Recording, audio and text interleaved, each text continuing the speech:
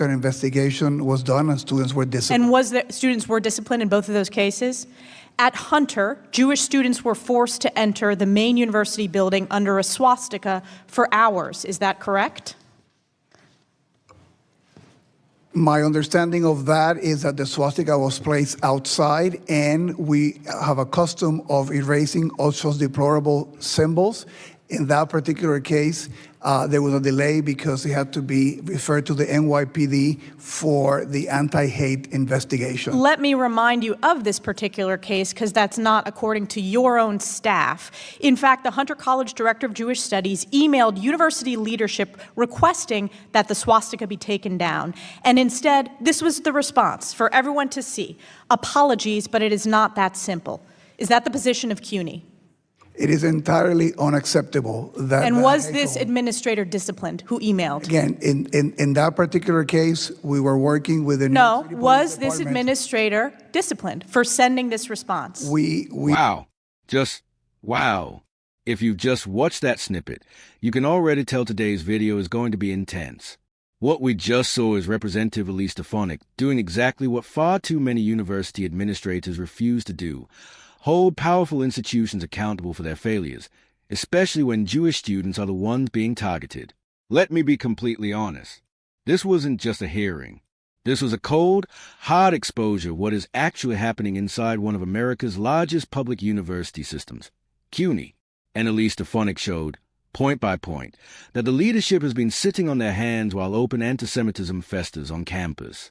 I'm reacting to this because what Elise did here wasn't political theater. It was necessary, it was courageous, and it was long overdue. If you care about accountability, if you care about the safety of students, if you believe antisemitism has no place in American education, hit that subscribe button, like this video, and comment accountability now, so this message gets pushed to more people. All right, you've seen the snippet. Now let's watch the full thing together. Ms. Stefanik. Thank you. I want to begin by discussing the heinous scourge of anti-Semitism on your watch as Chancellor at CUNY. You are aware at Baruch, Jewish freshmen were welcomed with heinous anti-Semitic taunts about the hostages killed by Hamas. Quote, "Where's Hirsch, you ugly expletive, expletive? Go bring them home," end quote.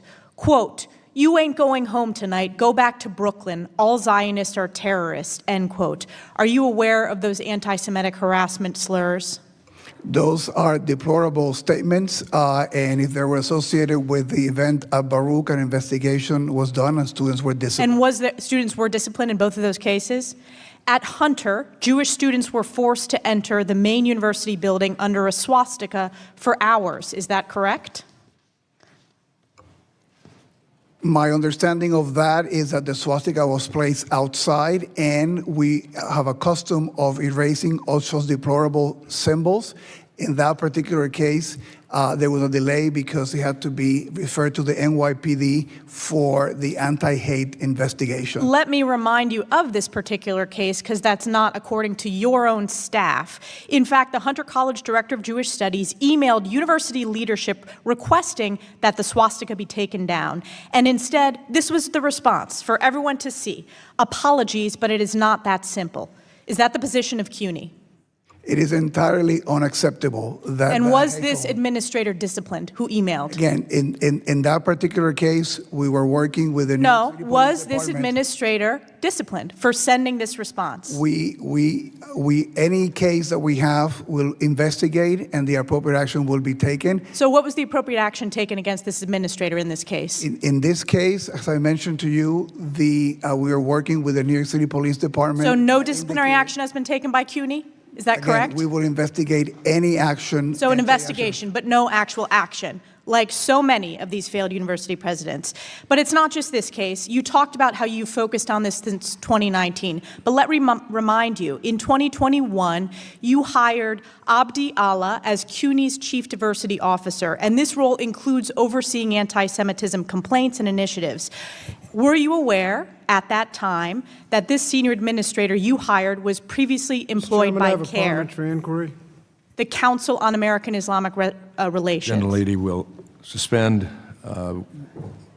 My time, can you hold the time? It was 2:25. We'll hold the time. Does the committee have a policy on publicizing people's personal emails? This is a university administrator's email. Email addresses? No, we don't have a policy, I'm told, on that. And again, this is at the university. This is a university email, a public university in the state of New York. Following up at 2:25, which my time is, I'm referencing the CUNY Chief Diversity Officer, who you hired in 2021. They were previously employed by CARE, the Council on American Islamic Relations. Is that correct? So she was hired to be the Chief Diversity Officer at the central office with no responsibility over cases that have to deal with students or faculty. But yet you were aware that she was previously employed by CARE. Again, I was not directly responsible for that. Even though she was hire. the Senior Chief Diversity Officer? As I mentioned to you, I was not directly responsible for that hire. So is it okay, from your perspective, obviously it is, to have a former employee of CARE? Let me remind you, CARE was a co-conspirator in a terrorist financing case and has ties to Hamas, a designated terrorist organization. Is she currently still employed by CUNY? She is. There you go. So no action, just words here today. Even further, and by the way, her salary is paid for by the New York taxpayers, correct? We have the expectations of total professionalism and compliance with all the rules and policies of CUNY. Any employee that breaks our policies or our rules will be investigated. But it obviously Action doesn't will be break taken. CUNY's rules to have a senior employee who was previously employed by a terrorist-affiliated organization. That is unacceptable to New York taxpayers. It is unacceptable to American taxpayers. But it's not just that. Are you familiar with CUNY Clear? This is the clinical arm of CUNY School of Law. CUNY Clear, I'm not familiar with them. Well, I will remind you, the CUNY Clear founder and professor is the head of Mahmoud Khalil's Legal Defense Fund. Are you aware of that? No. Does it concern you that New York taxpayers are paying the salary for the legal defense fund of Mahmoud Khalil? And I'll remind you who Mahmoud Khalil is. This is the chief pro-Hamas agitator that led to the anti-Semitic encampments at Columbia, the rioting and violent takeover of Hamilton Hall, the harassment and physical assault of Jewish students. And we do not condone any kind of anti-Semitism. But you in our allow campuses. the head of the clinical legal organization and a professor to be the chief legal aide to Mahmoud Khalil and do his legal defense fund. Those decisions are made in the clinics, are made in the individual campuses. It goes up to you. You are the chancellor. Those decisions are made at So you the take no individual responsibility. campuses. I take responsibility for any behavior of our faculty. So or is this staff that acceptable? Is this anti-Semitic. acceptable? Any behavior that is anti-Semitic Is and this in violation acceptable of our that the rules. legal defense fund for Mahmoud Khalil is the head of CUNY Clear? That's acceptable under your watch. We do have no tolerance for anti-Semitism on our campuses, and we've been very So will clear. this person be fired? Anybody that breaks our rules and our policies, there'll be an investigation. We'll investigate, and if there's any disciplinary action to be taken, we'll take it. Let me make a prediction. No disciplinary action. This individual is not going to be fired because it's all words, no action. You have failed the people of New York. You have failed Jewish students in New York State, and it is a disgrace. I yield Thank back. the gentlelady. The gentlelady's time has expired. I recognize gentleman from California, Mr. Okay, we just watched the full exchange, and honestly, Representative Elise Stefanik absolutely tore the mask off the culture of excuses, denial, and vague investigation that university bureaucrats love to hide behind. Let's break this down. 1. Elise showed the real, unfiltered antisemitism happening on campus. She didn't sugarcoat it. She didn't generalize. She read the exact slurs. Go back to Brooklyn. All Zionists are terrorists. You're not going home tonight. These weren't theoretical. These weren't rumors. These were real incidents directed at Jewish freshmen. And the Chancellor's response? A soft, bureaucratic "we investigated." No details. No transparency. No urgency. This is exactly why Elise's questioning was so important. Someone needed to force this into the sunlight. 2. She exposed the swastika incident and the shocking refusal to remove it. Imagine walking into your college building under a swastika for hours, Elise presented the email from the Hunter College administrator who said, "Apologies, but it's not that simple." Not that simple? Removing a hate symbol from a public campus is always that simple. And Elise pressed the chancellor point blank. Was this administrator disciplined? His answer? Ducking, deflecting, hiding behind "we'll investigate." Elise was absolutely right to call that out. Free. She exposed CUNY's chief diversity officer, someone previously employed by CARE. Elise pointed out that CARE was named an unindicted co-conspirator in a terrorist financing case, and that it has documented ties to Hamas. So why is someone with that background put in charge of diversity, equity, and supposedly overseeing anti-Semitism-related policies? And the chancellor's defense? I wasn't directly responsible. That's not an answer. That's an evasion. Elise didn't let him get away with it. 4. She exposed the astonishing connection between CUNY Clear and Mahmoud Khalil.